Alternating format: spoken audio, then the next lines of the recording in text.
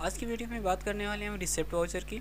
तो जैसा कि आप पिछले वीडियो में देख चुके हैं कि हम काउंटर और पेमेंट वाउचर की बात कर चुके हैं।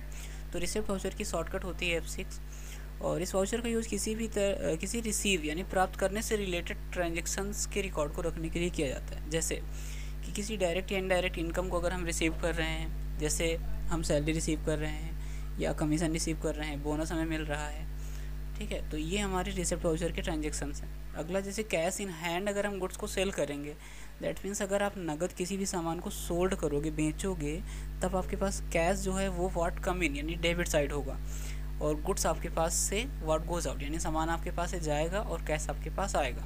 तो जब कहीं भी हमारे पास डेबिट में कैश या बैंक आ रहा हो, यानी हमने किसी से अगर चेक रिसीव की है, ठीक है, या हमने नगद सामान बेचा है, या हमने कोई डायरेक्ट या इनडायरेक्ट इनकम रिसीव की है, तो ये सारे हमारे रिसिप्ट वाउचर होते हैं। देखते हैं इसके कुछ ट्रांजेक्शन्स। जैसे रिसीव कैश फ्रॉम रमेश। अब रमेश से हम कैश रिसीव कर रहे हैं, तो ये पता है कैश हमारा जो कैश किस अकाउंट का है, रियल अकाउंट का टाइप है और रियल अकाउंट में ये व्हाट कम इन होगा।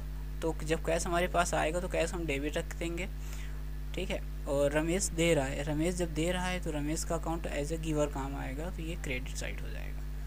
फिर अगला आता है रिसीव कमीशन बाय कैश। अब हम कमीशन यानी दलाली होती है, कमीशन बाय कैश रिसीव कर रहे हैं, तो कैश तो हमारे पास फिर से डेबिट हो जाएगा, यहाँ पे कैश हमारे पास डेबिट हो जाएगा, ठीक है। अब कमीशन है तो कमीशन हमारा नॉमिनल अकाउंट से बिलोंग करता है, जो कि हमेशा क्रेडिट होता है, यानी इनकम हमारे क्रेडिट होती हैं और एक्सपेंस से डेबिट होते हैं। तो कमीशन हमारी इनकम है, इसलिए हम इसे क्रेडिट साइड रखेंगे।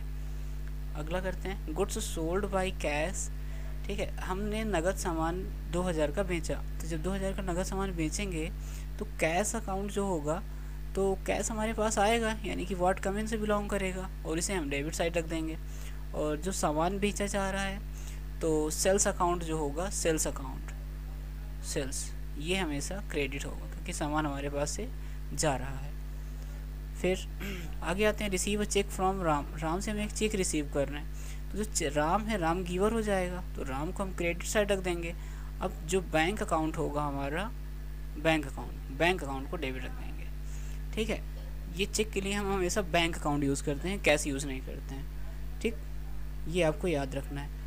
और फिर इस तरह हमारे ट्रांजेक्शन्स रियल, जिससे कि हमने आपको गोल्डन रूल बताया था, उसी के बेस में पूरे सॉल्व हुए हैं, ठीक है। Thank you, okay.